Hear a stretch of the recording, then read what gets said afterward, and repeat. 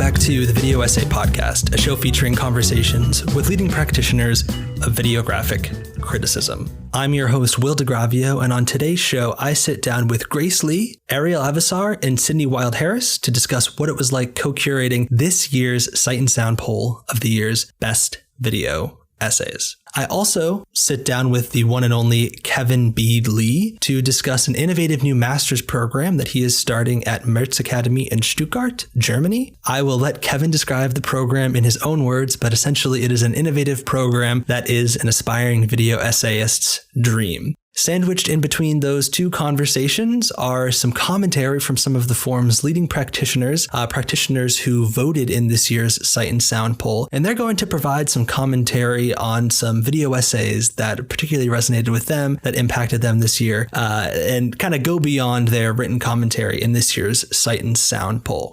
As always, please consider subscribing to this show on iTunes, Spotify, or wherever you get your podcast. And also please consider subscribing to Notes on Videographic Criticism, which is the somewhat weekly newsletter that is the companion to this show that features interviews, commentary, and links to video essay news from around the web. If you're a fan or creator of videographic criticism, you'll definitely want to check out that newsletter. It's on Substack at thevideoessay.substack.com. And now, without further ado, here is Ariel, Grace, and Cydnii.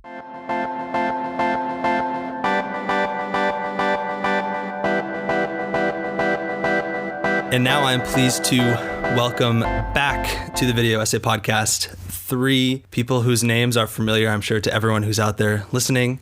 Ariel Avissar, Grace Lee, aka What's So Great About That, and Cydnii Wilde Harris.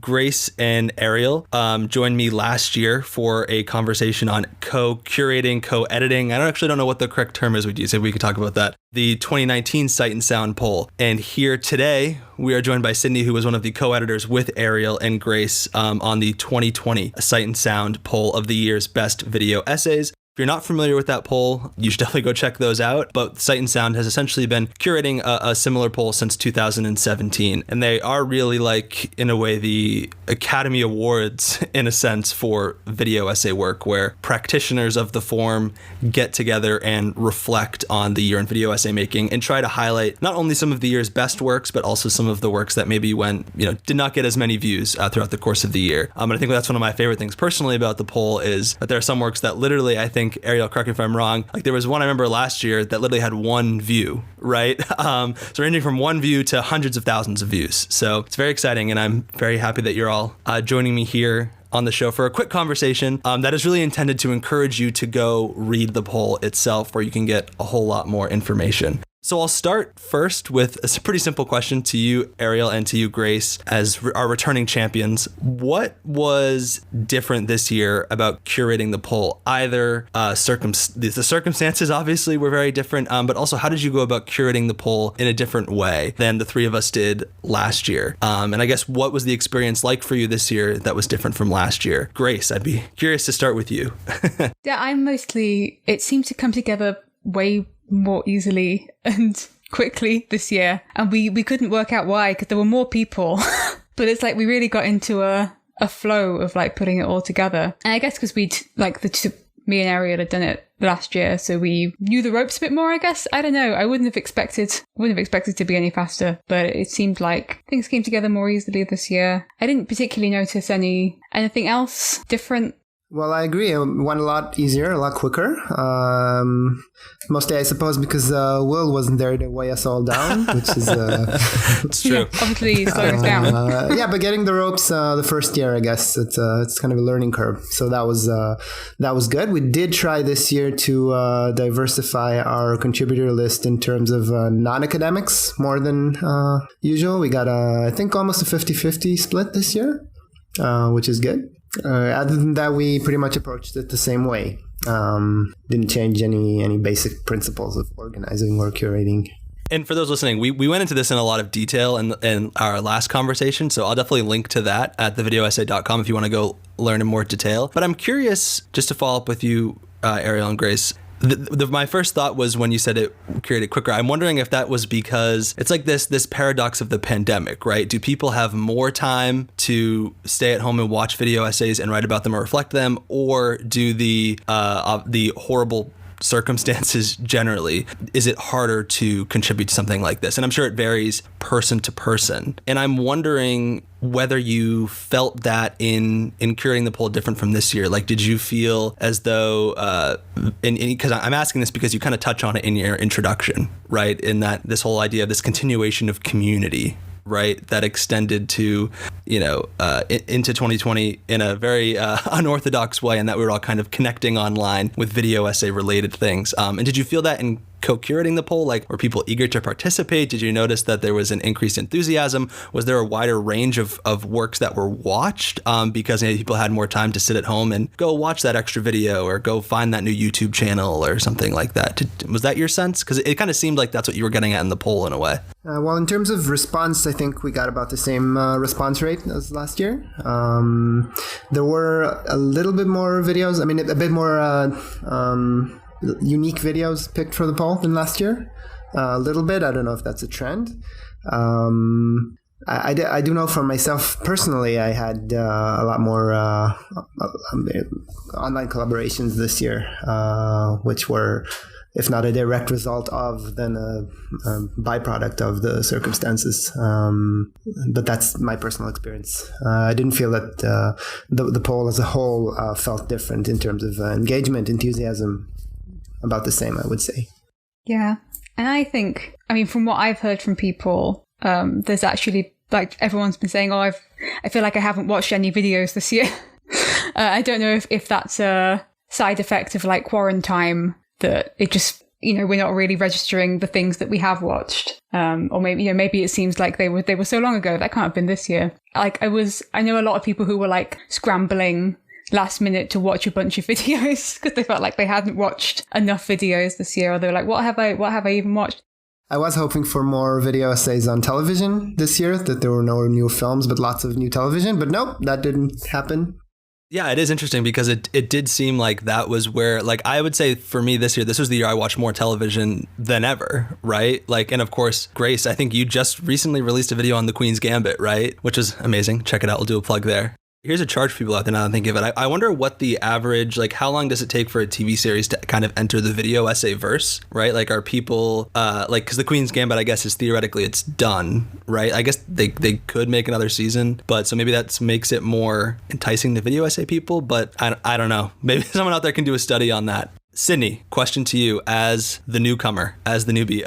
What was it like for you co-editing the poll as someone who I know has engaged with past polls and has done that? Like, how did you come into this? How did you find the process? And I guess more curious for you, like, was there something that you think that could be changed going into next year? Like, what could be done differently? And I don't mean that in a sense of like knocking Ariel or Grace or me or past co-curators, but the poll I think improves every year as new people bring new things to it. So kind of what are your general thoughts?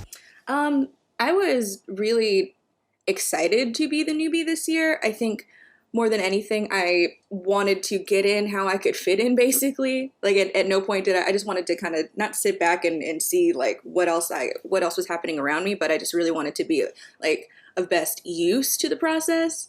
So that was really my biggest concern, was like, okay, cool, how can I slot myself into this and not be a nuisance, was really my, like, how can I best show up and do what I can to help out the process, and to try to slot into where you were, because I had some big Will shoes to fill, It was a really cool process, though, for me to get to see what was happening on the other side.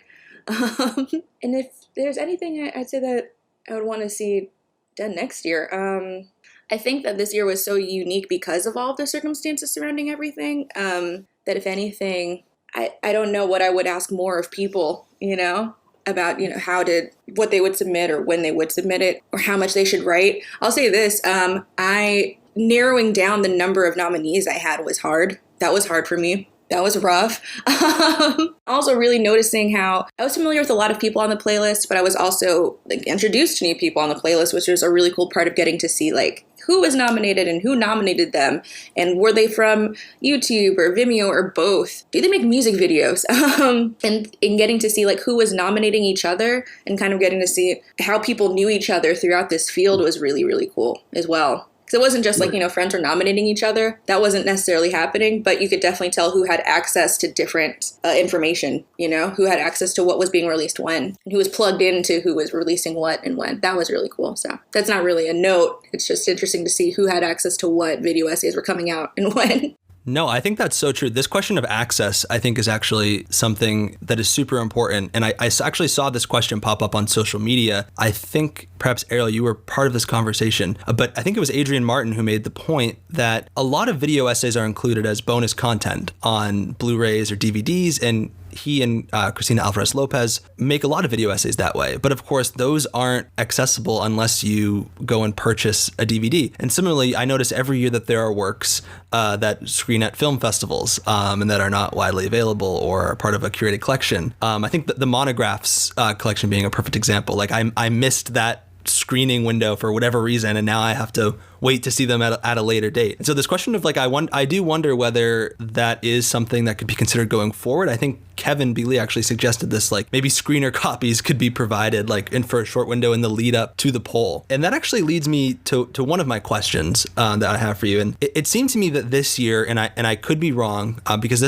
this could have happened in years past, but I just kind of noticed it more, that I saw kind of people plugging their video essays more on social media at the end of the year, like putting them into showcases and really trying to reflect on the work that they made at the end of the year. And that wasn't necessarily because of the poll, but it seems like the poll is a way for is an invitation for the community to reflect in that way. And I think that's really exciting to me because it shows that we are thinking about accessibility, about resharing work, about realizing that like just because you release a video essay in January doesn't mean that it can't be reshared again at a later date. So I'm wondering what you all made of that and kind of what it speaks to about what I'd say the growing significance of the poll in a way, and that it seems to have these other branches in which people are kind of representing and reshaping their own work at the end of the year in a different way. Well, I think it is a relatively new phenomenon. I don't remember it in previous years, at least not as much. To the examples that you listed on your email, I would add Film Scalpel's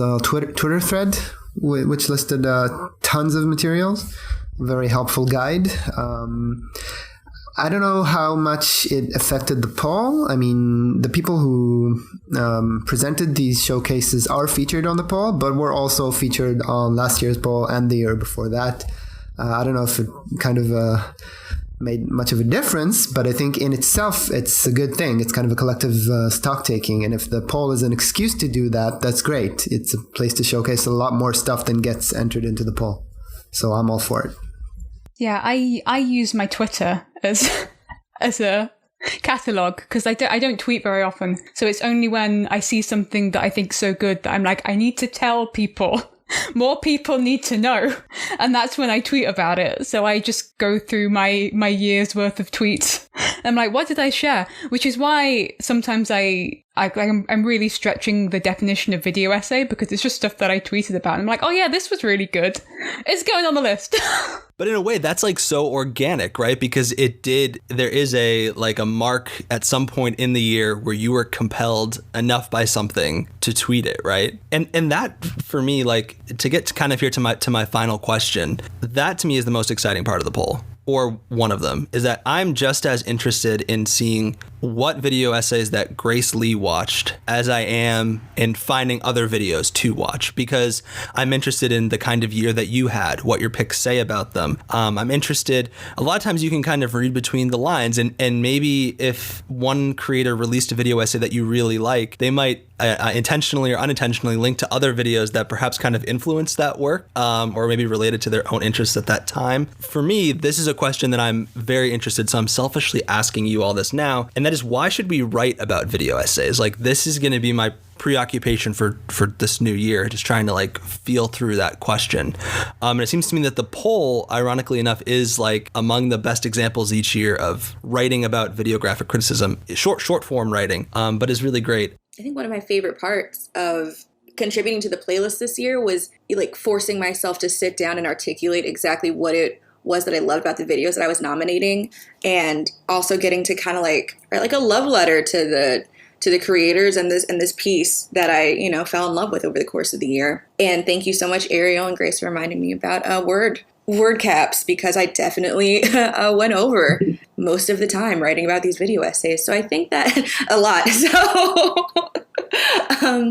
I think that, I don't know, I enjoyed the process of getting to write about each video individually. But I think that just because, like, one, it's at the end of the year, and for a lot of people, it's at the end of their semesters or quarters, or they're working on their year-end projects or what have you, you know, that maybe being given the option of being able to write, like, you know, one statement about where they are and how they're feeling about their video essays might also be a great option to have if they can't necessarily go through and write, you know, 700 words on each video that they nominated, you know?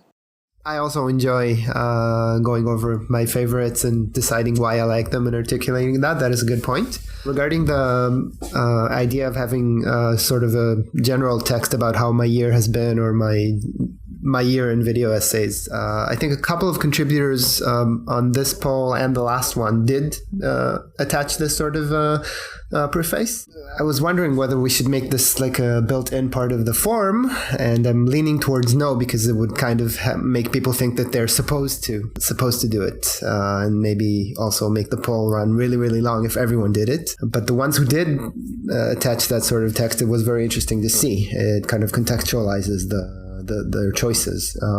That's one thing. Regarding the question of why should we write about video essays, kind of don't consider the poll, well, besides the introduction perhaps, I don't actually consider the poll writing about video essays so much as it is conversing about video essays. It's more of a conversation, little snippets of this is what I thought.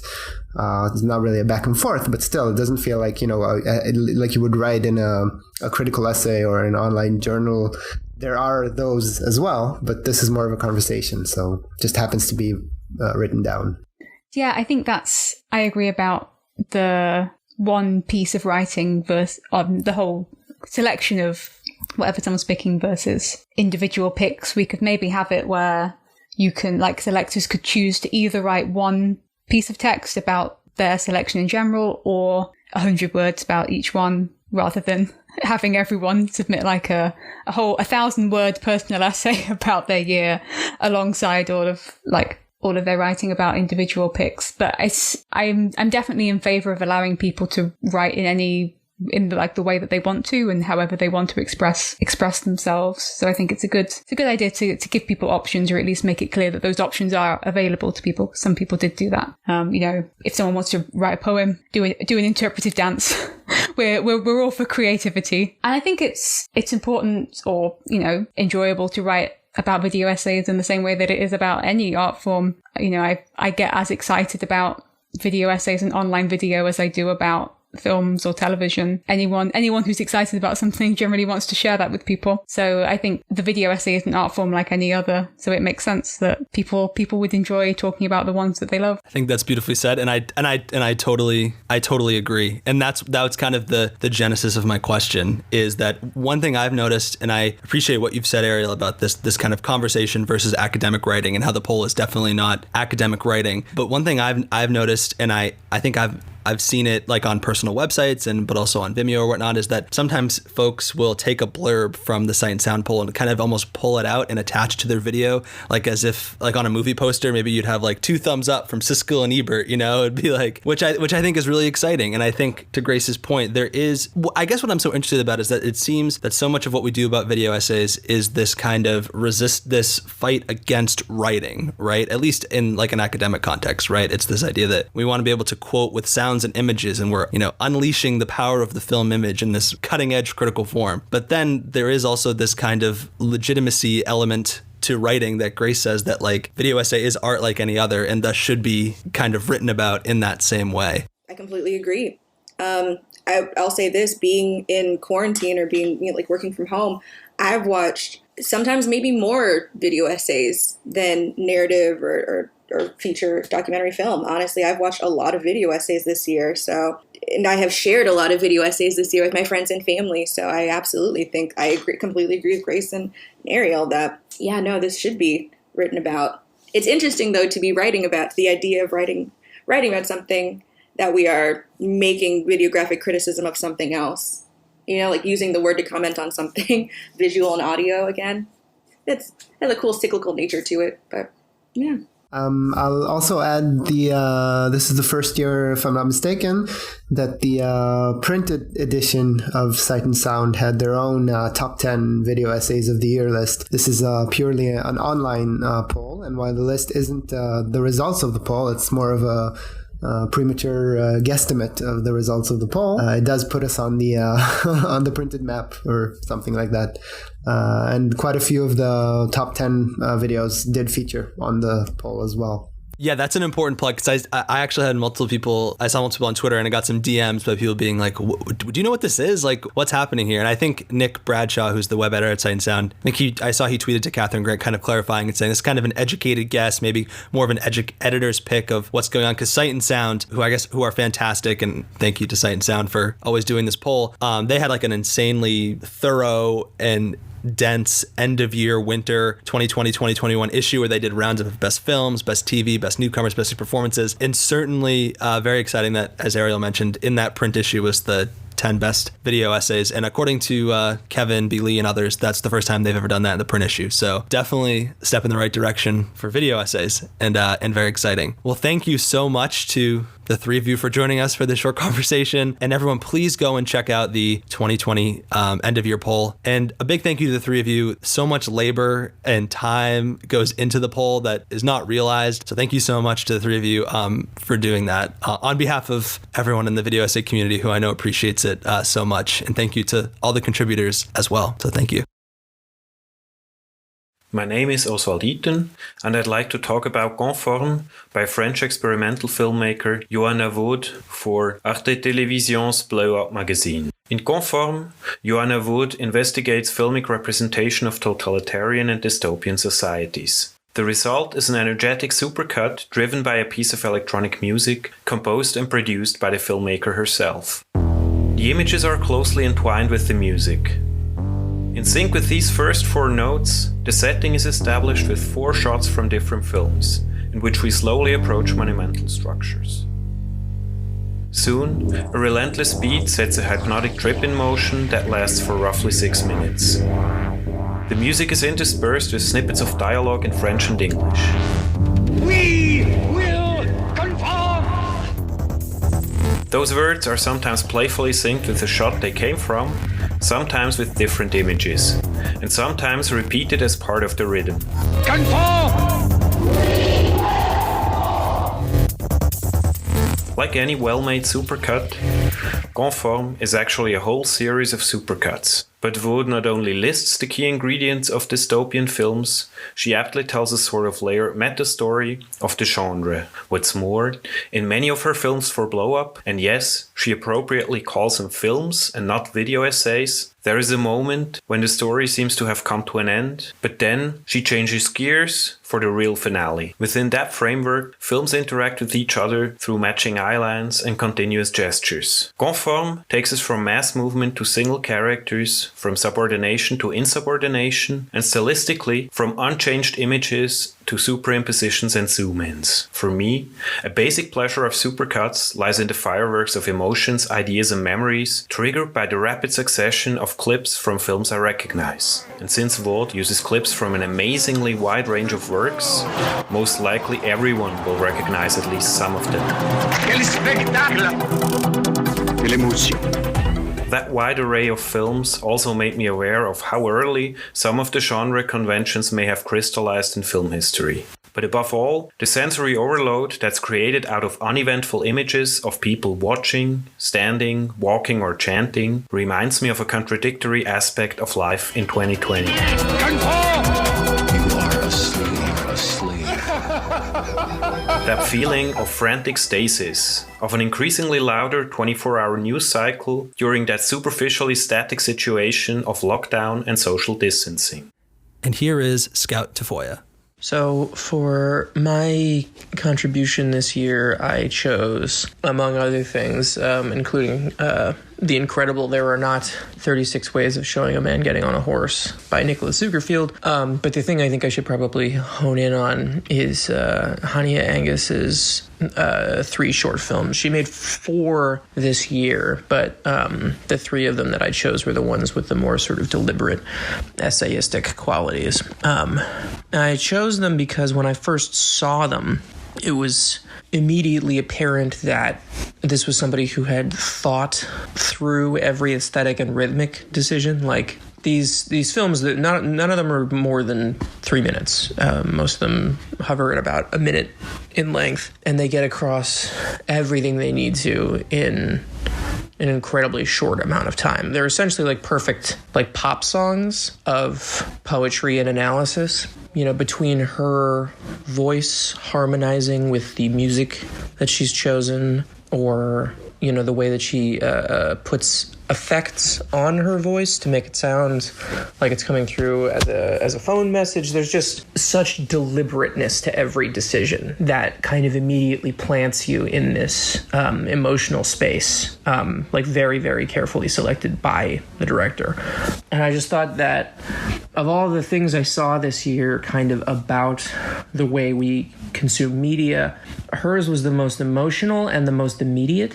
And it was also the one with the most specific agenda, where she uses images to augment the things that she's saying, and they kind of come into this kind of immediate harmony, where she needs you to think about a young woman in a room, and there's the image to go with it, but you're not really thinking about, like, okay, why this? You know, why this image from Little Women or Lady Bird? You're just kind of aware that it's perfect for the piece of poetry that she's reading to you. It's you know, it's kind of funny to describe why it's so effective, because in the same way that you try to explain why, like, you know, a perfect bit of stand-up is funny, you sort of take away some of its power. But essentially, I liked the idea that she was kind of wallpapering a house with images that I was very familiar with, and in some cases don't even like as much as she does. You know, she uses a lot of stuff from Ari Aster movies, which do nothing for me, but in the service of telling her story, made perfect sense, because I had to then be like, okay, well, what is she going through that this particular piece of media really spoke to her? And you know, it's kind of a fun trick to get past the critical brain, in essence, to, you know, force someone to think about why did they use this thing that you know, had written off for this, that, or the other reason. And it's, you know, it reminds you that the video essayist's first job is not to convince you necessarily that this or that is interesting, but rather to simply use it, to take what we understand in the moving image and kind of push us past our initial reactions.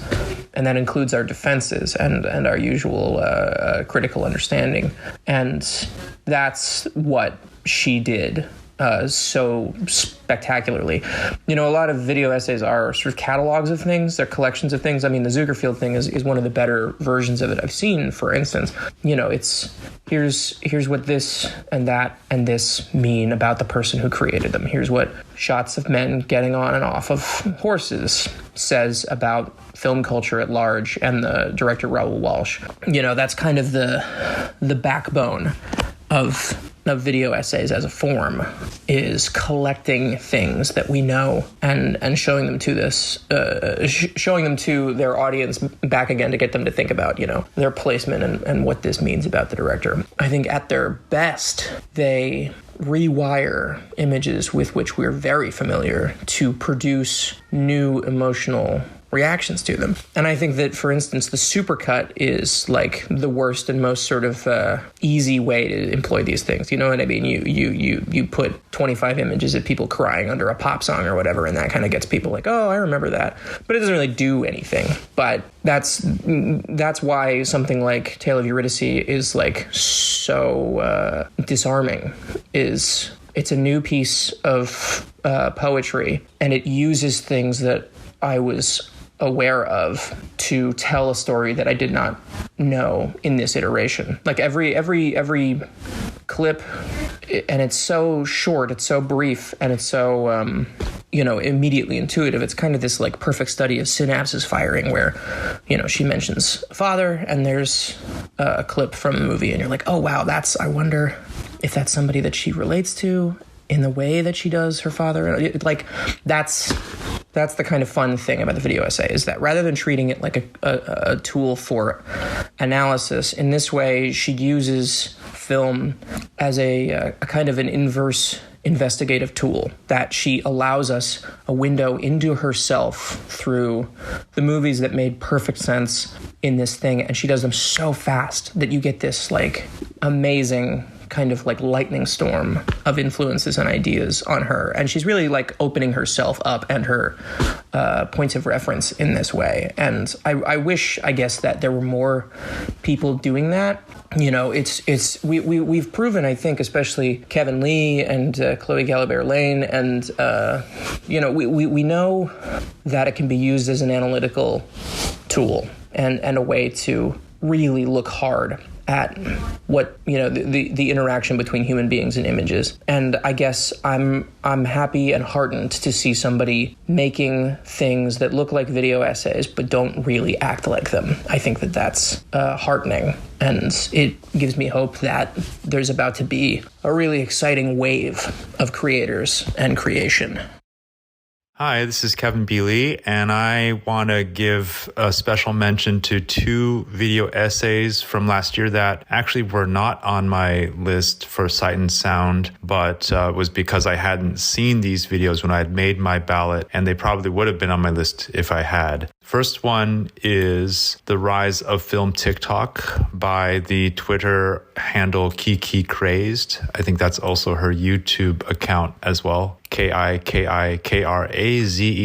It's a fantastic, really well assembled, well edited, well designed video that just takes you through the wild, diverse world of film culture on TikTok and its potential as a platform for film criticism. It really just gives you an amazing sense of how film criticism has evolved way beyond its traditional text-based practices into any number of mini genres of using video to stimulate critical thinking. So really fantastic video. And I also want to mention the movie Gifts That Keep on Giving by Lee Singer, which he produced for Little White Lies. This is also a very well-researched and informative kind of deep dive into how the movies that have given rise to many popular gifs, and really questioning the relationship between cinema and these kind of new media expressions, memes and gifs that kind of take film history and kind of translate it into a new form of online language. I think in both ways, both of these video essays really point to what I call, and others call, this post-cinematic practice, which is increasingly of interest to me, just like what happens to cinema after cinema. And these are really 2 great examples of that.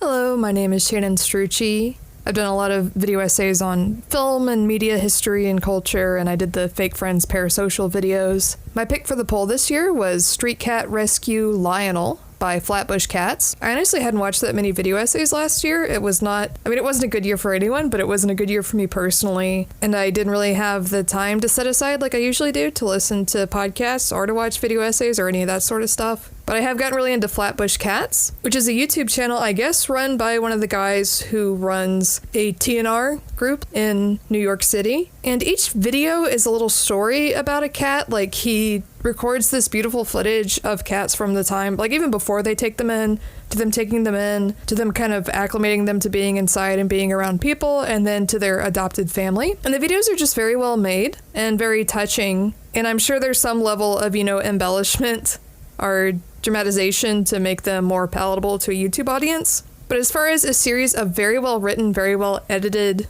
little documentaries, I think it's a great channel. And like a lot of stuff, like anytime I watch a documentary, it makes me want to record more stuff for my own video essays rather than just using footage that I found. And the Lionel video is one that, from the second you start it, it's going to have a sad ending. But it's so touching and so well produced. And there are a few times in it where you can tell like a really special moment was caught on camera of this very short little life that Flatbush Cats that they impacted. And I think it's just a really special video. And I, like, the year before last, I selected a lot more video essays, and I tried to choose things that a lot of video essayists wouldn't have watched or that might not be traditionally considered video essays. Like, I think I put a Matt Colville video on and a You Suck at Cooking video, and this is along those lines, too. I just found it really touching and really well produced, and I thought it was something special. And that I think more people should see, and not just people who, like, look up the cat rescue videos on YouTube. And here is Thomas Flight on The Strange Reality of Roller Coaster Tycoon by Jacob Geller.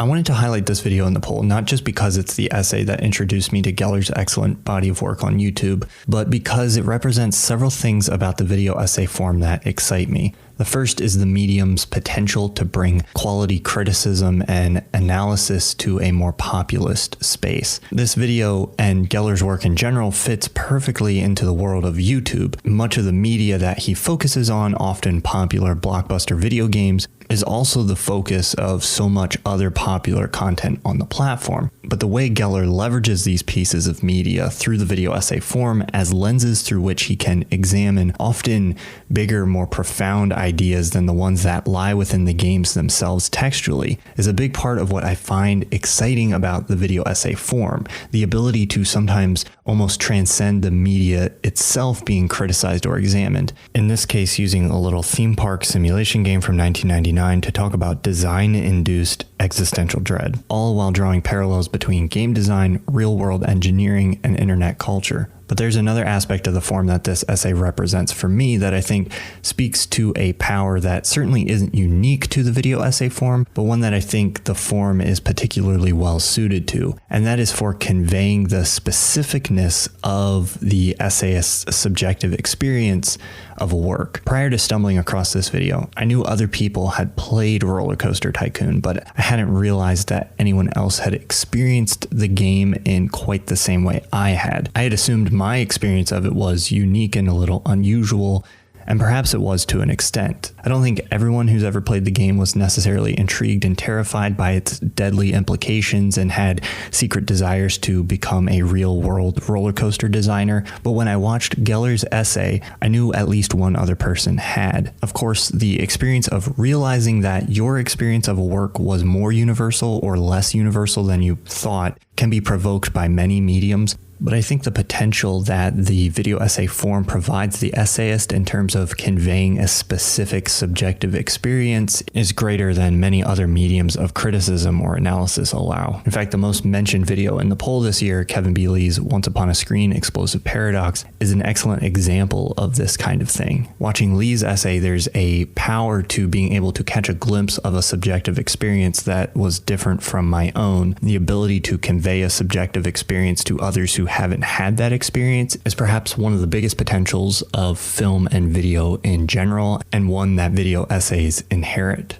But there's also something striking about an essayist conveying a subjectivity that matches so closely with your own, as I experienced watching Geller's essay on Roller Coaster Tycoon, that it leaves you questioning your uniqueness as a human. If this video inspired my work this year, it was just as a reminder that I shouldn't limit myself to the types of things that I think should be found within a specific work. Sometimes I'll have an experience with a piece of media that seems profound beyond what the media or work itself was trying to convey. It's easy for me to want to limit myself to what feels almost like a reasonable reading or analysis of something, but watching something like Geller's video reminds me that sometimes a work will provoke something that is much larger than what it seems to be on the surface level, and that there is value and it is okay to convey that subjectivity, even if I'm worried that maybe it's a little bit too specifically subjective to resonate with anyone else. Thank you so much to everybody who provided commentary. And now here is my conversation with the one and only Kevin B. Lee.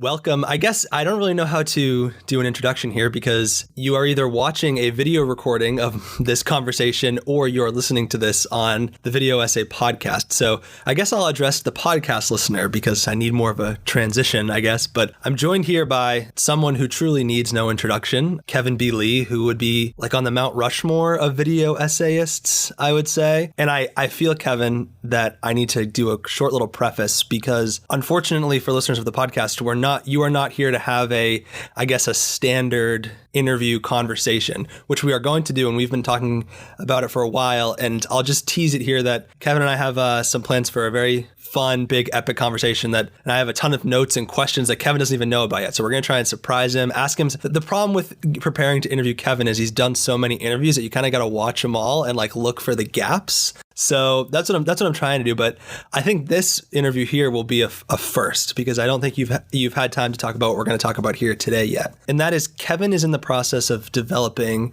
basically a master's program of his own at the institution he teaches at in Germany. But before we get to that, Kevin, I think it could be good to get a little slice of biography here in the sense that there may be people listening or watching who don't even know that you live in Germany or who don't know that you are a professor of cross-media publishing, which we'll get into what exactly that is. So I guess my first question is, give us, I guess, a condensed timeline of how you got to Germany, where you are now, and what your current role is. Okay, sure. Thanks, Will, and thanks for having me in this new kind of multimodal form of the Video Essay podcast, kind of breaking new ground. It was in 2017, I had been invited to be a resident at the Harun Farokhi Institute in Berlin as an artist in residence. And that was my first time living in Europe, in Germany. It was just supposed to be a 3-month thing. Then it led to a series of speaking engagements, one of which was at the Merz Akademie in Stuttgart. And they invited me to do a workshop in video essays and also give a lecture about my history and practice with video essays. And this lecture actually is on Vimeo. I think if you just Google Kevin Lee, video essays, Merz Akademie, you might be able to find it. I don't know. And it's a significant talk because this talk basically got me a job. So it's also like if you want to see what a successful job talk is like. I gave this talk about my background in video essays. I gave a workshop on video essays with some really great work. I can even pull up an image of that, which is on my website. Yeah, so right here, if you go to my website, I have a section on teaching. And I just found this, I just was looking for this before we got on, and I just found this interesting that I was already sharing the results of the workshop. And if you can see it clearly enough, what the students were working on. There was, stuff about movies, time travel, your typical kind of, there was even a video essay about Roland Emmerich. So I'm like, okay, wow, everything in cinema is possible, even shitty filmmakers. But then stuff about Hitler's appearances on YouTube makeup tutorials and Instagram stories. And this was actually the first time that I was engaged in video essays dealing with things other than film.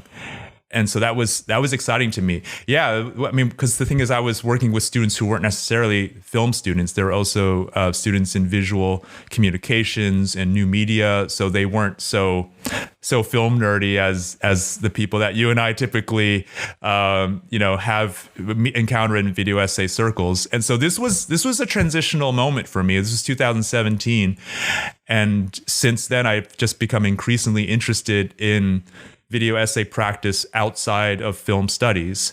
And it definitely reflects something about Merz Akademie. Merz Akademie is an interdisciplinary school. It's a small school. It's a very charming campus with about 200 students. Let me see if I can pull up a little homepage of the website.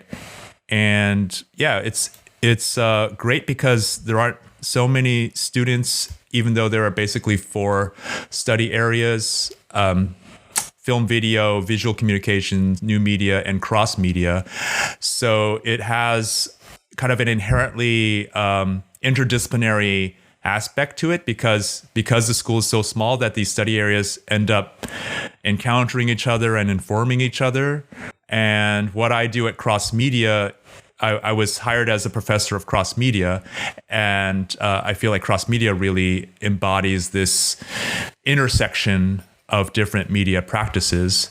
So when I was, when I gave this talk, they informed me, oh, we actually have an open position that we're trying to fill as professor of cross media publishing.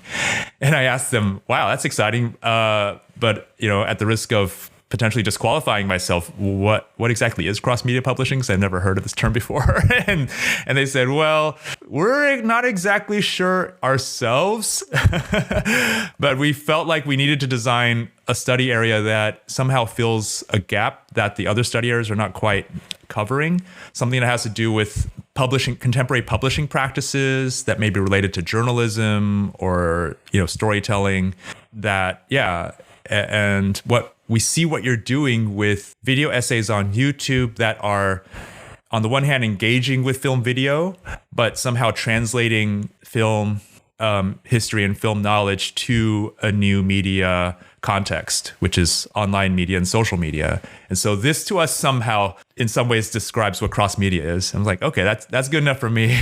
So I gave a presentation. I laid out an idea for what cross media a cross-media curriculum that really puts greater emphasis on content, on critical engagement with content, because I would say the other study areas are more focused on disciplinary principles of design, of craft. Film video is very much about how you make a film, how you direct, how you stage things. New media is about really having a true appreciation of coding, of interface design, visual communication, like graphic design, layouts, things like that. And on my side, my emphasis is more on, okay, you have all these skills. Now, what do you want to apply these skills towards? Not just taking orders from a manager or a client, but really asking yourself, like, what's interesting to you that you want to interrogate, that you want to explore? Because that to me is how video essays have operated. It was always a means to facilitate a deep exploration of what I found most interesting and most worth understanding with regards to film, and now the larger spectrum of media that we are in now. So for me, it's about topics that you want to engage in deeply and critically, stories that you want to tell, and how you design your interrogation exploration so that other people can come along with you. And that's, for me, that's primarily through video essays. And, since I'm regarded as an expert in that, that's definitely something that I offer as students as a model. But I think there's way more options for students to engage with. So, if you want to design a website that has that kind of exploratory, interrogatory or investigative approach to your subject, then how do you do that? If you design a poster, how do you do that? Or a visual, what do you call it? A graphic or data visualization infographic. If you want to make a film that's not a video essay, but still have that kind of criticality to it. Yeah. So I find that this general approach is super interesting. And in this past semester, I've now been invited to be the co-director of the master's project, along with David Quigley, who has a strong background in essay films and expanded cinema. So I feel like between the two of us, we have a natural affinity towards, film and media on the one hand, but also a critical and theoretical appreciation of how film can be used. Not just film theory, but, practicing theory through film. So I think between the two of us, we really have a strong potential. And so he's been leading the master's program for several years now. And now we're kind of working together to really give the department a stronger orientation towards an intermedial or cross-medial emphasis, using the principles that I just described to you, with video essays as one approach, but video essays as an embodiment of this larger model of like critical engagement with media practice, using media as a way to have deeper and more fulfilling engagements with your subject of interest, and using it as a way to find new networks, new platforms. Because with my own experience with video essays, it was like using YouTube as a new kind of opportunity. But I mean, this was back in 2007. It was a newly available platform, and so how do you take advantage of resources and platforms that present themselves to you within a particular moment? Just like you're making great use of podcasting to kind of take video essays in a new direction, and that's very exciting. It's something I find to be a tremendous step forward for video essay studies and the culture in general. So it's like every moment in history has its has specific opportunities and affordances that we just need to be able to see and know how to engage with. So that's another thing I really want to help students think deeply about. Who is, you've just touched on it in that answer, what's the typical profile for a student? Because I guess it's just kind of a two-part question, because I think this term of creative or practice research, it's not a term that I had really encountered until I went and studied in Europe. And in fact, in one of the video essay Facebook groups, I don't know if you saw this the other day, but someone had posted, they wanted to do an audiovisual dissertation for a PhD, and their university would not accept it. And so they were trying to get feedback, is this something that can be done in the United States? And the answer was it's kind of maybe starting to be done in the United States, but not really, whereas it's perhaps far more common in Europe. And I know it's very common in the United Kingdom. So I guess this is kind of a two-part question, because that requires a little bit of context, because I'm wondering, had you encountered this term of kind of practice or creative research beforehand? And I guess for someone who may not be familiar with it, what is it? And the reason I ask that is because I think there's this, it seems to me from what you've said, is that there's a mix of students who might enroll in a program like yours, where it might be students who are interested in being artists, but it might be students who are also interested in perhaps learning more of a trade, maybe, if that's the correct way of putting it, meaning that like they want to work professionally as a graphic designer. Not that there's not art involved in that, but I think there's a little bit of a difference there. And then it seems like the underlying thing is that someone who would enroll in this course would want to be like a content creator, whatever that means. So that's my kind of rambly question to kind of set the stage for you to take the baton and run with it. No, I definitely see the connections there. Absolutely. No, and I also would love to hear your experiences. I mean, you went to I would just say a very prestigious or very noteworthy master's program, and so I'm curious how those questions applied to your experience or how you saw it. But speaking for myself, I mean, I had the benefit of getting my master's. I got an MFA and a master's and MA in visual and critical studies at the School of the Art Institute of Chicago, which was just a really, really fantastic program. And they very much have this interdisciplinary artistic research model. So, I got an MFA, which is very much a studio-based degree, but even in the MA, which is typically a more academic practice, students were encouraged to explore their research topic through creative means, whether through painting or illustration or filmmaking or web design. So I made a video exploration of LED lights in China as my MA practice. My MFA was Transformers the Pre-Make, which in itself you could say was a form of artistic research, because I was investigating this topic of global blockbuster production, and I was writing papers, I was writing texts about it, but my ultimate product was this video essay. So it poses very interesting possibilities and questions of, modes of research, textual based research publication versus video or installation or other art forms, how knowledge is produced. The question of jobs, which of course is very practical, is super important.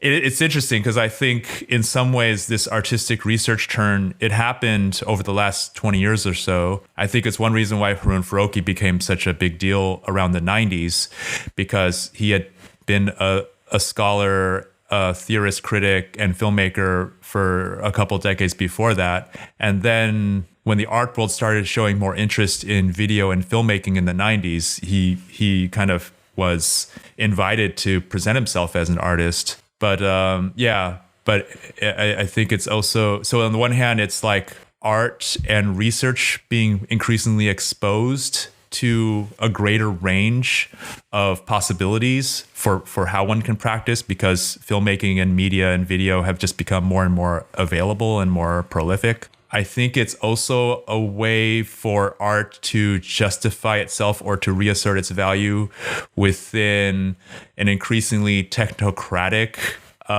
economy. I mean, I'm not gonna lie here. I mean, I think, in an age where like STEM programs and science has tremendous kind of authority or centrality with regard to like where research budgets are going, and it needs to be considered useful research, because humanities funding has really been quite challenged over the last 20 or 30 years.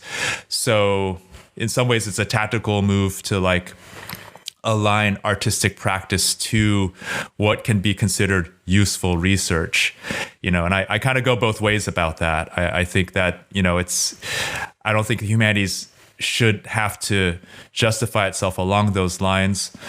I mean, and I think our society, our culture should have a greater appreciation of things that aren't like bottom line useful, you know what I mean? But it creates a very interesting dialogue or debate. Whatever the case, at least with something like video essays, it provides a very fascinating ground for how knowledge gets produced in a way that can be deemed, useful, and, useful knowledge on the one hand, because the knowledge then is articulated in a way that somehow engages an audience to a greater capacity than a text. I mean, you definitely see this in academia, where like I know, and you probably know, scholars whose video essays circulate much more widely than their books or or the text that they publish, right? So if you want to talk about utility, right? So there's that. One thing I've also noticed is like I've gone, and sometimes I go to someone's like CV or something, and they like link to maybe a journal article and like the link's dead, or I can't, or like there's something wrong with the database or doesn't work. Whereas with the Vimeo or YouTube, even if you do get it published in like an in transition, say, you still have agency over the Vimeo file. So you have greater control. So the accessibility aspect is part of why it gets seen, Wow. Oh man. Okay. You're opening a whole door into like just what's wrong with like contemporary academic publishing, which, I mean, I'm not so engaged with that, but I've heard stories, and you probably have future guests coming who have been personally affected by that. So, what my one trump card I could play is, hashtag 2020 has changed everything. We know we can assume about jobs, and this is actually something I'm very, very deeply invested in, creating an arena for me and students and colleagues to collectively explore those questions, to really ask the necessary questions. Well, first of all, identify what are the necessary questions with regard to economy, to labor, to the environment, to media, that, the COVID pandemic has just kind of thrown into question. How can we understand and recognize what's at stake with all of these, and what are the new approaches, strategies, and resources that we can engage with, that we can start to work with in the face of that, and speaking for myself, the most successful career options I've had are ones that I've designed myself, for whatever reason. And, maybe we can get into that in the longer conversation to come. But long story short, like the jobs that kind of pre-existed that I applied for have never been as fulfilling, either personally or even monetarily, as like things that I've come to devise myself, things that didn't quite exist, you know. And again, I look to you as an example with like Video Essay Podcast. This did not exist before, and now it's really the thing that I very closely associate with your practice, like that helps define you. And so that's a, you know, and so that's the kind of thing I would want to be teaching my students to kind of design. So you're kind of like a model, you're a model student already. Thank you. Well, actually, so I lied to you. I said I didn't have anything to share on the screen. I'm wondering if you could pull it up for me. If you were to pull up my newsletter, because I wrote an essay a couple days ago that touches on exactly what you talk about, which is it's the videoessay.substack.com. And I wrote about practicality because I was asked to kind of address some of the questions that you just mentioned in speaking with a couple groups of students about video essay, and particularly this kind of like the utility of it, which is like such a awful way of talking about it, as you just said. Right. And that's another thing is like, you know, when people say, oh, I need, can you help me find a job? And let's just, you know, can we just like get that done?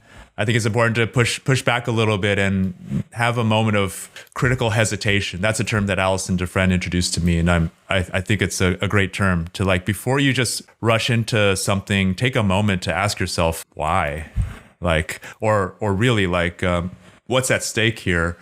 So anyway, so here we are. Yeah, no. And yeah, there we are. And in that essay, Practicality, I was trying to touch on some of these questions that you just mentioned, particularly in the sense that with humanity, you know, I think as much as we don't want the humanities to kind of fall into the more like I mean, it's just like, I don't want to insult anybody, so it's hard to say, but I guess like, you know, this push by the university to have every major translate directly into a job and into an income, which a lot of people need. Hey, I need it. I have a ton of student loan debt and everything. So I'm like in that boat. So, but it seems to me that video essay is a happy balance in the sense that for me, I was kind of trying to answer the question, like, why should you take a video essay course? It was kind of how I was trying to answer it in my head. And video essay course, but I think could also be applied to the course that Kevin's teaching and just cross media in general. And this idea that it's kind of this 3-layered thing, and I'm sure there are more, which is let's say you actually want to be a video essayist. Okay, then that's why you should take the course. Let's say you don't want to be a video essayist, but you're interested in film in some way, whether you want to be a critic, a filmmaker, or like when I was in the master's program at Cambridge, I won't say the name, but we had a very high level Hollywood producer come and talk to us who got an MA in cinema studies from NYU. And he was like, he did his thesis on like Maya Deren, like is a very into like avant-garde American cinema. And he said that was like a formative experience for him and helped him all along the way because he had an understanding of film that a lot of people don't, right? Like he could do the business of film, but also could read a script and know what was good, what was going to work. And that helped him. And then the third tier is that you are learning video editing, right? So, and you're learning maybe After Effects or Adobe Audition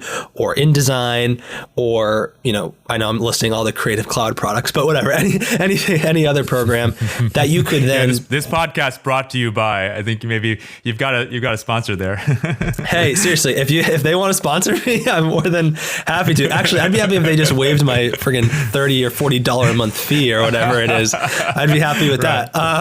But then you have a skill that you could then translate into other things. And one of the interesting things about, and I talk about this in the short blog post, but now that I've done the Video Essay podcast for over a year, you start to pick up trends. And we have people who work as freelance trailer editors for Netflix or who do freelance editing on the side as their main income or supplementary income, and the YouTube channel kind of helps get them new clients for that. So it's this kind of multi-layered thing where one isn't necessarily better than the other, but at the end of the day, it is promoting humanistic inquiry. So I do think that is a benefit in the long run. The other thing I would say is, which I think is slightly different, and I'd be curious to hear what you think about this, is that, so I went to Middlebury College, as I'm sure people know if you're familiar with me, and I took the video essay course taught by Jason Mattel. And I posted my final video essay to Vimeo pretty much right away when I finished the course, because I just kind of wanted to have it out there. I was probably applying to some job and figured it'd look good, like in my portfolio, like if on like my blog or my website or whatever I had at the time. And I just tagged on Vimeo video essay. that got picked up by Jacob Aller, who at the time was writing for Film School Rejects. And he wrote a short piece on it for Film School Rejects. And then a month later, Film School Rejects opened up editorial internship applications. And my internship application, I put the video, I was like, hey, P.S., I made a video essay that you guys wrote about.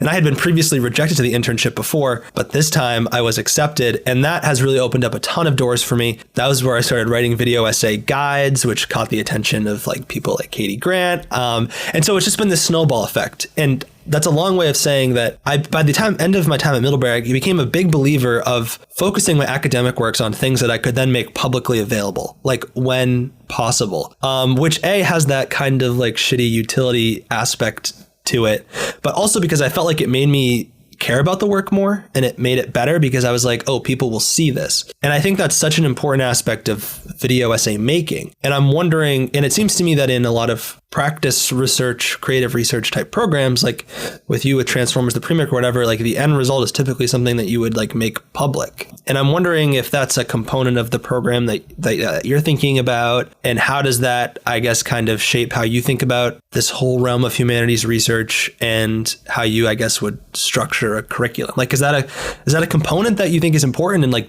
in your experience, do students find that exciting, or are they like, I can also imagine being really turned off by it. Like, holy shit, I have to put this out into the world. Like, what are your thoughts there? Yeah, no, I really appreciate that. That's it's such a rich question, and my first instinct is, yeah, of course. I mean, it definitely speaks to my own background, and the success or the moments of fulfillment that I enjoyed with my work were very much when I felt like I was connecting to, whether it was an audience of thousands or hundreds of thousands through a video that I made that went viral, or just even a handful of people who saw something that wasn't so like mainstream, but really expressed in a way that was personally very fulfilling for me, and 5 people see it and they understand what I'm getting at.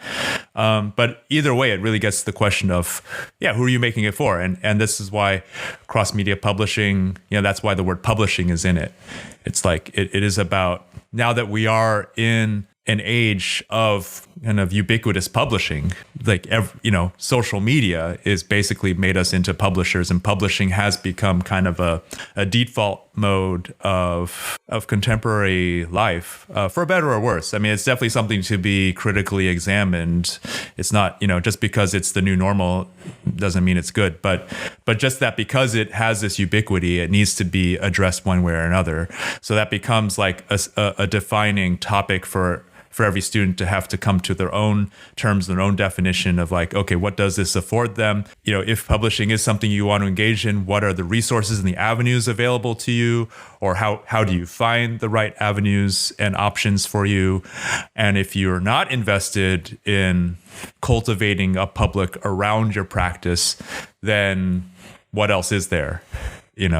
But at least to lay out all those options in front of a student, which I don't think a lot of graduate programs, frankly, are either cognizant of, either they don't, whether because they're just not so engaged in social media contexts, their professors haven't really been engaging in that, because they're just like more rooted in a more traditional academic context that doesn't care about social media, or like, online publishing, or they look at it critically and disparagingly. It's like, oh, that's so, I don't know, lowbrow or whatever.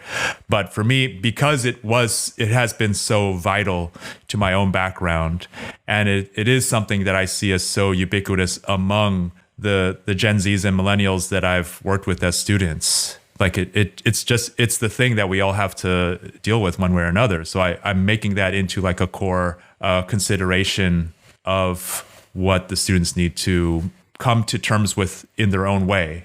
So, yeah. Would part of your curriculum require that a student come up with a publishing plan? Or that sounds like so like boring, but I mean, like, would like, just think critically thinking through how would they find their audience for it across a series of platforms? Like, is that what you mean? Yeah, if only as a thought. Yeah, if only as a thought experiment. I mean, at some point they do have to ask yourself. You kind of ask yourself, what does this work for? And maybe in the past, maybe with other graduate programs, it's like you write a paper and the paper gets graded, and that's it, and a story. And the thing is, I personally have witnessed so many instances where a student, like not just master's students or grad students, but bachelor students, they'll make a video essay for a class, and then just on their own whim, it's like, oh, I did this, but it feels like kind of relevant, like it feels kind of connected to like things I see on YouTube or Vimeo. So what if I just post it out there? And the next thing you know, it has this audience that, and it, I can name people like Jessie McGough, like, the first video that got attention for her was this assignment she made in a class. I think it's even acknowledged in this video essay made by Ian Garwood, who was her professor at the University of Glasgow. This one called something about the significance of the voice in videographic criticism and scholarship.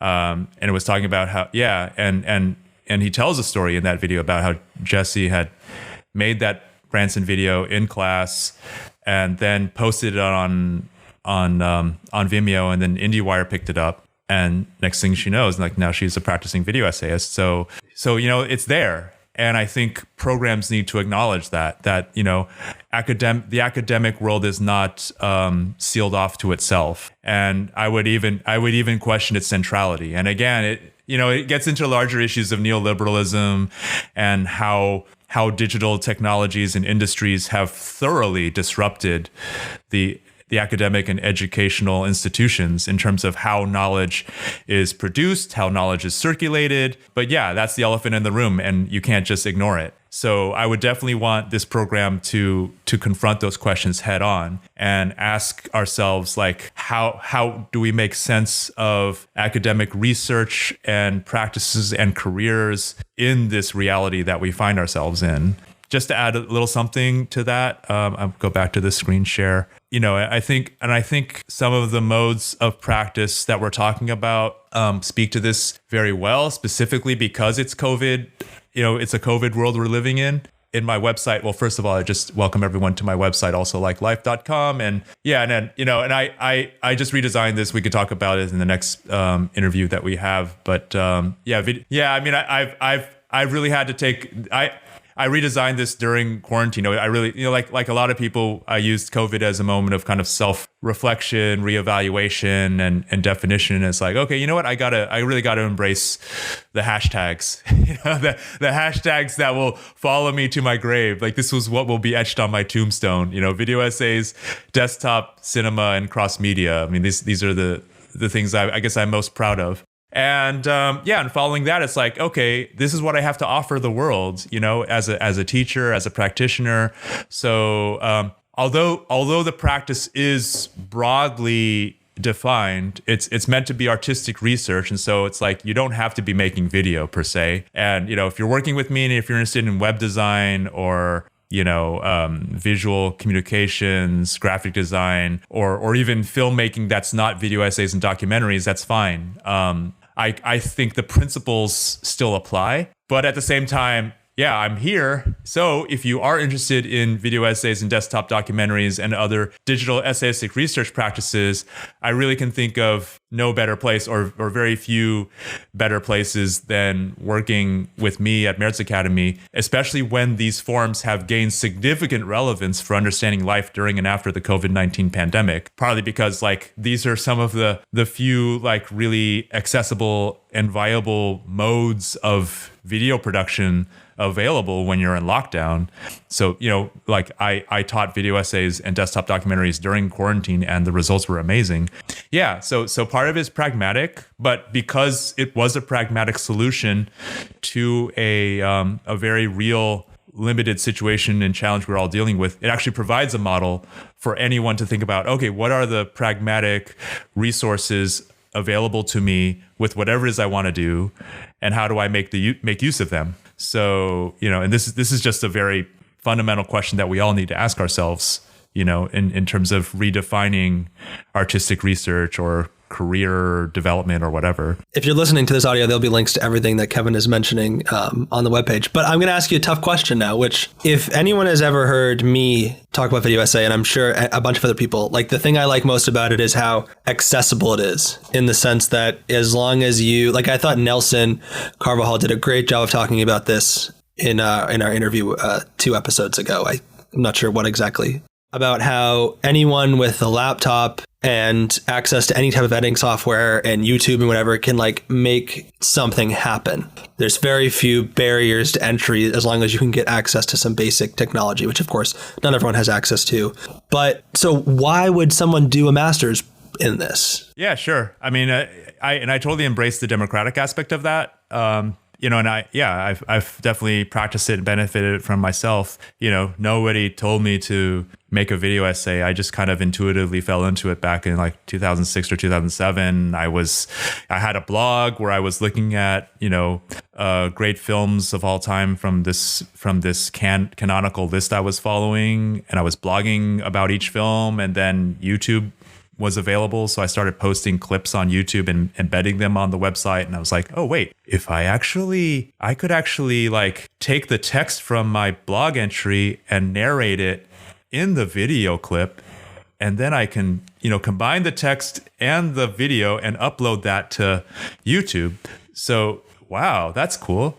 It was an organic process of kind of evolving based on, nobody, like that just sort of happened. But the thing is that what the next step was, though, was having deep engagements, because I was like, okay, I can do this on my own, or I can also start to invite other people as collaborators. And I started like contacting people like Matt Zoller Seitz, Richard Brody, Vadim Rizov at Filmmaker, who's now at Filmmaker, asking them what film would you want to talk about, and we started collaborating on these together. And with each collaboration, I just got a deeper knowledge. Yeah, and still, and you can still do this on your own.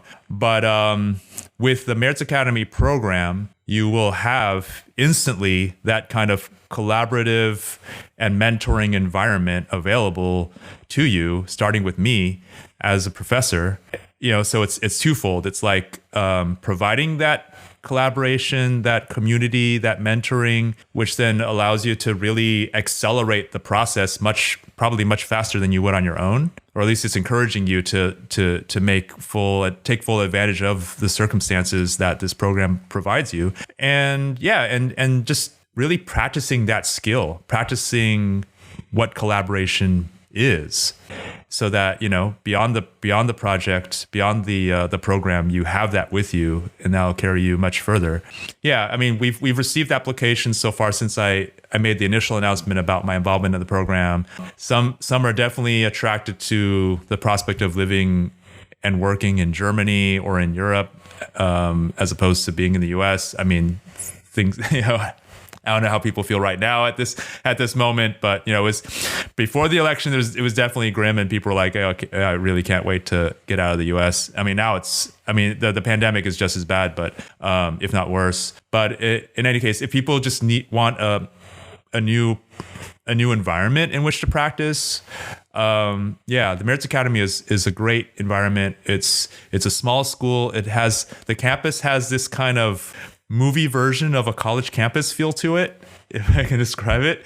Yeah, it's small and everybody knows each other. So I mean, that's one thing I really love about teaching there is I basically know everybody. So there's this great sense of familiarity and intimacy to the program that, living in lockdown definitely means a lot, because it's just something about meaningful social bonds. So, and I think you went to Middlebury, Will, so I think you might know what I mean. I think it's a huge difference between studying at Middlebury and studying at a huge state university with tens of thousands of students. So we have that to offer, and through that kind of closeness, you can have a deeper engagement with topics and with the relationships and networks that those topics connect to.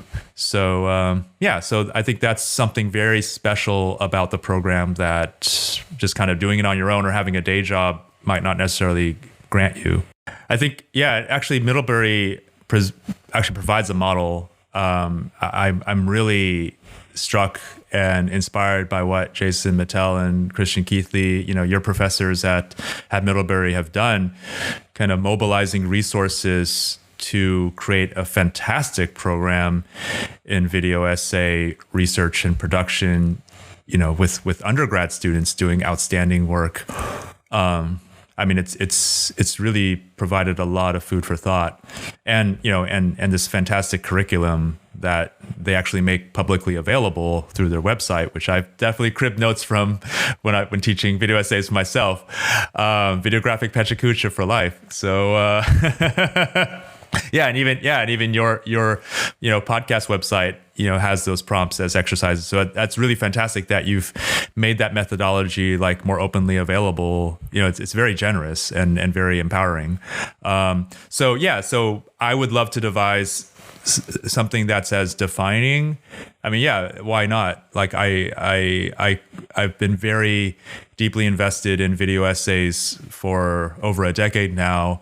I would love to, I really want to devise a signature program that really takes my own background and my own understanding of the form, working with, motivated and enthusiastic students who want to really accomplish something with it.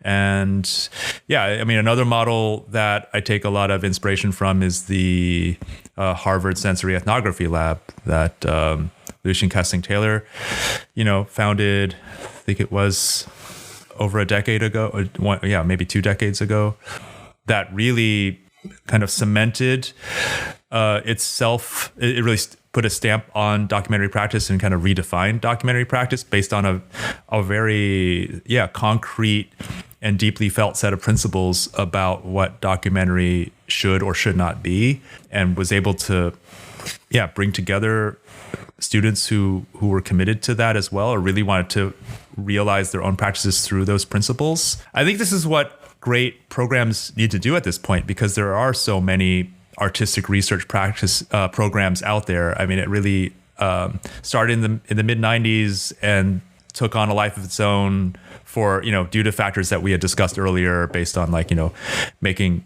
use of the new technocratic ideologies that are influencing the humanities research and practice. But it has become a bit diluted, or let's just say it's become so familiar that it becomes generic. And I think now is a very important moment to reassert and revitalize what exactly do we mean by artistic research. To what end? For me, it's always about to what end. It's like, okay, you got a film program, but what makes your film program special, or what really is the philosophy behind it, and what do you want it to accomplish? So I've based on my own experiences, my own practices, it really is putting a more specific and purposeful stamp onto the general artistic research proposition, based on the lessons I've learned through video essays and desktop documentary practice. That was going to be kind of my next question, which is, what is one gap in academia, in this kind of practice research realm that you've seen, and that you hope that this program, I guess, aims and attempts to fill? And I guess another way of phrasing that would be, apart from you and everything else, what is someone who enrolls in this program, what are they not going to get elsewhere? And I guess I don't mean in terms of I mean in terms of literally the curriculum itself, I guess. Yeah, I don't know so much about other programs that I don't want to make sweeping generalizations. I mean, otherwise, I could kind of construct a bogeyman. I definitely have things that I have observed. I've definitely observed things that, from my own experiences as a grad student and as a professor, that I could just sort of generalize as recognizing the gaps. Yeah, like you just said, what are the gaps? I think that one gap is just not being able to see the gaps. And to use an example, there is this method of teaching in Germany called the Frontalunterricht, which means frontal teaching or frontal presentation. It's basically like your classic lecture model of how to teach, where someone is standing and delivering a lecture that's been prepared and basically reading a text for the most part. And the students basically listen and take notes. So it's basically like a script that the professor delivers. And this model, I find, has really exposed itself as outmoded or ineffective in the era of Zoom lessons. From what I've heard, students tell me, "Oh my God, I had to listen to this like 2-hour lecture on Zoom where someone's basically reading a script, and it's just like it was numbing. It wasn't engaging, and I'm basically like, here to like write notes or perform, and something was just really absent about it. And then, I teach in a more like American seminar style. It's just more conversational, more Socratic. It's like I'm asking questions of the students and getting them to like respond and to think. And for German students, it's quite disruptive and puts them on the spot. It's like, oh, I have to say something. I remember one time I asked the students a question, and then one of the students, after like an awkward pause, the students were like, aren't you going to tell us the answer? And you know what I mean? And the thing is like that makes sense if you are used to the Frontalunterricht method, where the professor is the dispenser of knowledge and you're just a recipient of it. But you went to liberal arts college, Will, so you probably know what I'm talking about, where it's more about provoking the students to think for themselves, to kind of be put in that awkward position of not knowing and having to search for the answer or the possibility of the answer, which, when you're in real life, suddenly becomes the new norm. Like, okay, life doesn't always give you the answers, and you kind of have to find your own way sometimes. So yeah, so that's really provided me with a lot of room to explore in terms of like, what does it mean to teach in COVID times? Like, you just can't take these things for granted. Like, what's really at stake? Which is why I kind of have this layout, this mise en scène, which is just kind of meant to create a mood, or it's not perfect, but it's like kind of presenting some questions about, okay, wow, this is interesting to look at, or like what's going on here. And just getting students to think about what the gaps are, and a lot of that is, it's interesting because in some ways it kind of ties back to like key principles of cinema. Like for me, one of the most powerful concepts of cinema is montage. When you put one image next to another and you compare them, or that creates this jolt of, at least in the Eisensteinian, conceptualization of montage, you put two images that don't quite make sense together, and that gap, that irritation, is what sparks this dialectical, discovery or an insight on behalf of the audience. And that's such a powerful model. That's such a powerful concept that I try to enact that. I try to point out the gaps for students to be confronted with and think about. So even in presentations, like I've kind of encouraged students to adopt different presentation modes. So it's like, one student is doing a PowerPoint, reading a script. Another is like doing it in a more conversational way. One student even like just filmed herself, as we're doing right now with the webcam, with like no visuals whatsoever. Because it's like, I don't want my my audience to be, I feel like the visuals are getting in the way, and I would just rather speak to them directly. Like, you see me, you hear my voice, and what can that afford? People who are making like video essays as opposed to PowerPoints, or these kind of hybrid like platypus like PowerPoints as videos. So it's and we line them all up, and now you have this wonderful spectrum of possibilities that each student can be like, oh, okay, you can do it that way, you can do it that way. And so what I love about that is the sort of crowd, it's definitely something about having a crowdsourcing background where like, I'm asking different people on Twitter for input on a question. That's how Spielberg Face was made. It was like, I need to make a video essay about Spielberg. Anyone have any ideas like what would be an interesting idea for Spielberg? And that's how I got, like, it was some guy who sent me his article. Like, it was Matt Patches who sent me his article on Spielberg Face. So I wasn't actually the person who invented the Spielberg Face concept, but I adapted it to a video essay, which then, did really well.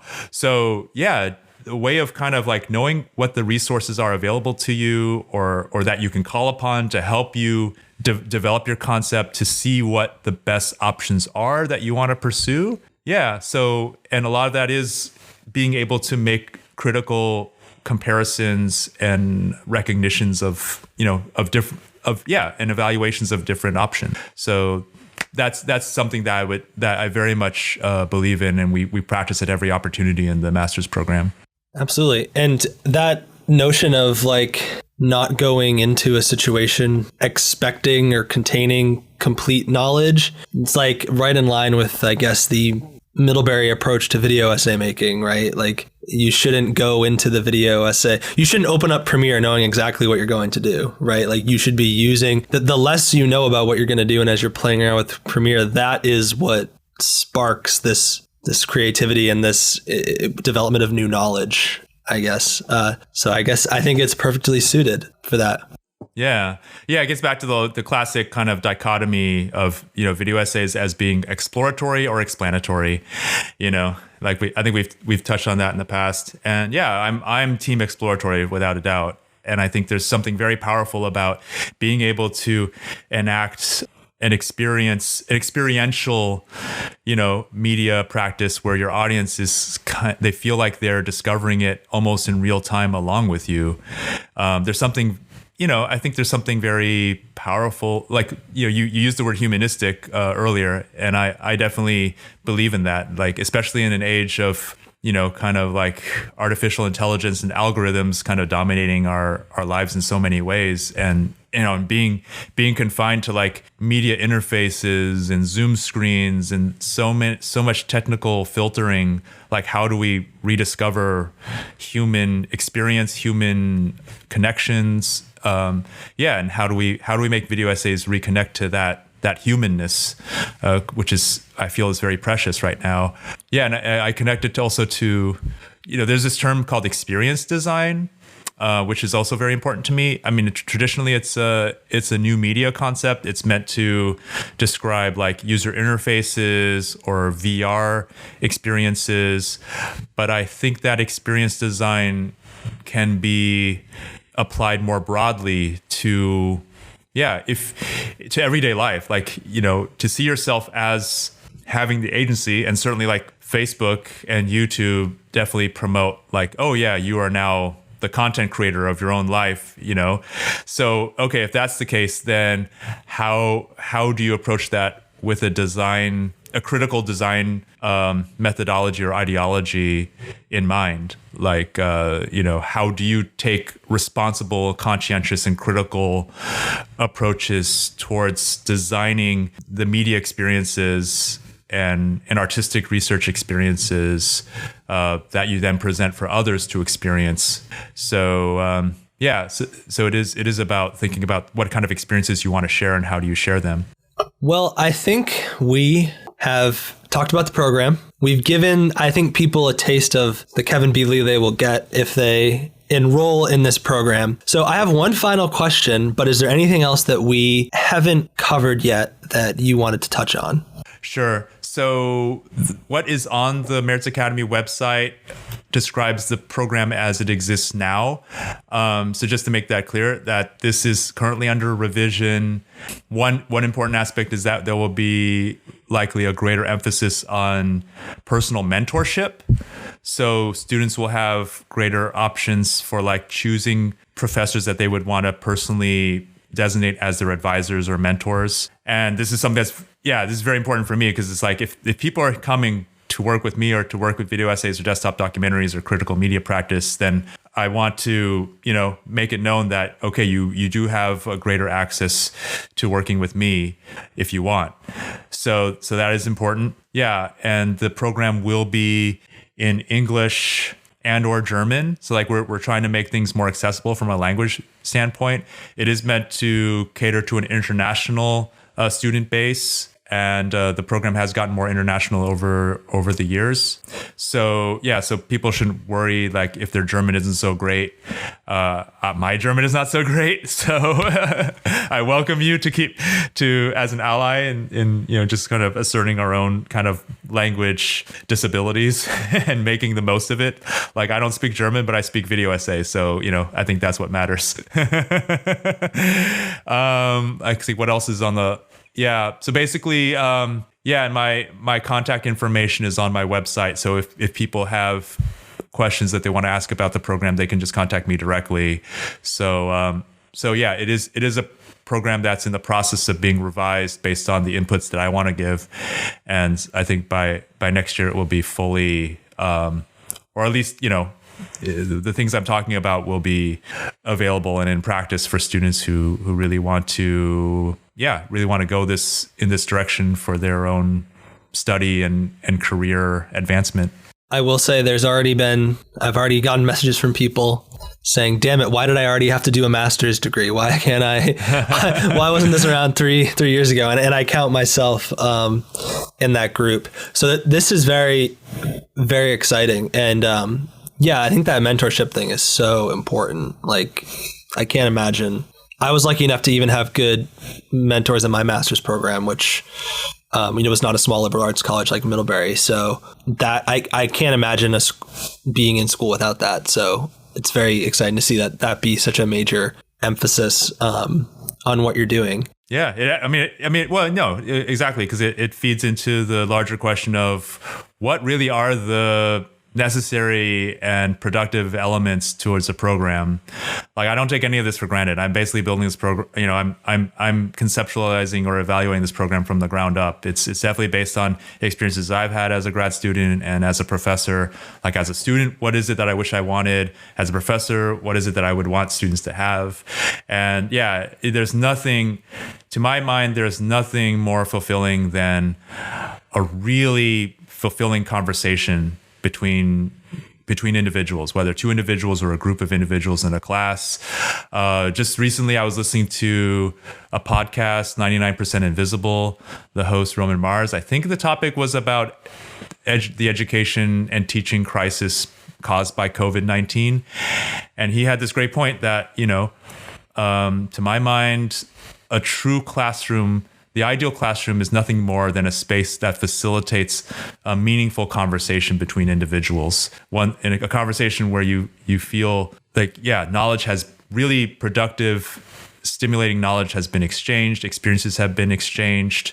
And it's not just about acquiring knowledge, but also the social bonds produced by shared knowledge.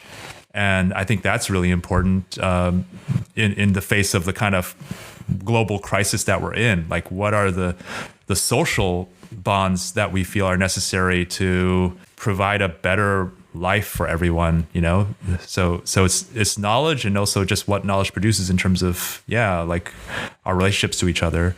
So I think, again, this is why the podcast is so great. Like, you've helped generate so many wonderful conversations around this work. And so it's not just like we're all, in this like anonymous digital space admiring each other's work from afar. Like, you've helped bring people into closer orbits, and and just learning and listening to these amazing conversations. It's been great. So I'm really grateful for the chance to be part of that, and being able to share this with you. Well, thank you. That means a lot, because it was definitely my hope and aspiration that would be true.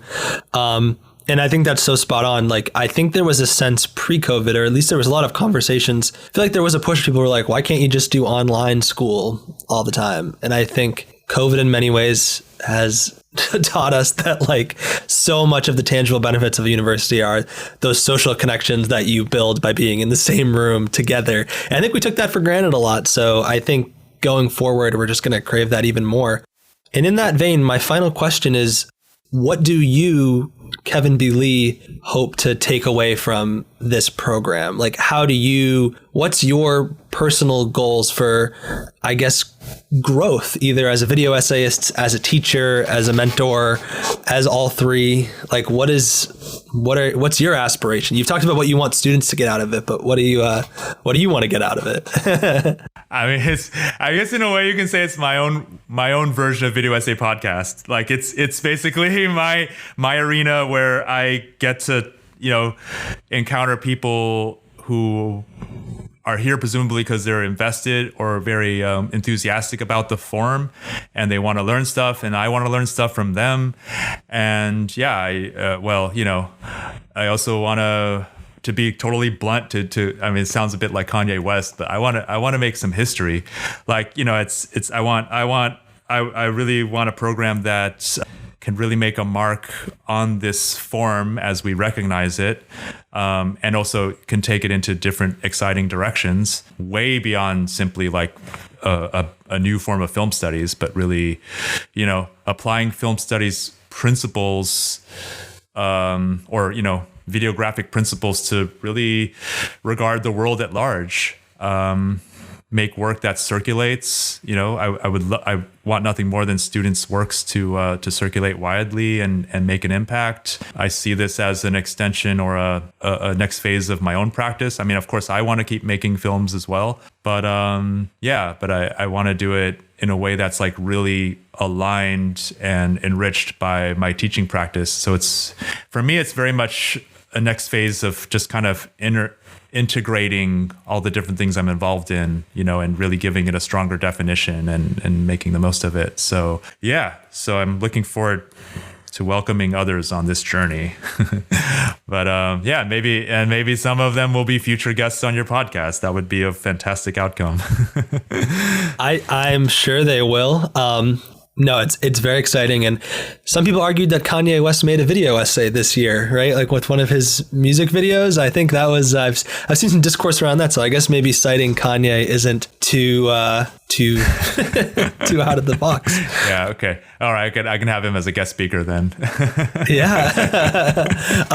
No, but seriously, this is very exciting. Congratulations in advance. I really hope people reach out, and who knows, maybe I'll win the lottery and then I can just come hang out in Germany with you and your students all the time. I'm very jealous of people who will have this opportunity, and I'm really excited to see what it does to the field and to the community and stuff, which just continues to, I feel like, develop new ways of connecting with one another and championing each other's work. So this seems like the perfect venue to do that. So congratulations, and I can't wait to watch your students' video essays and share them. Yeah. So all right, thank you very much, Will.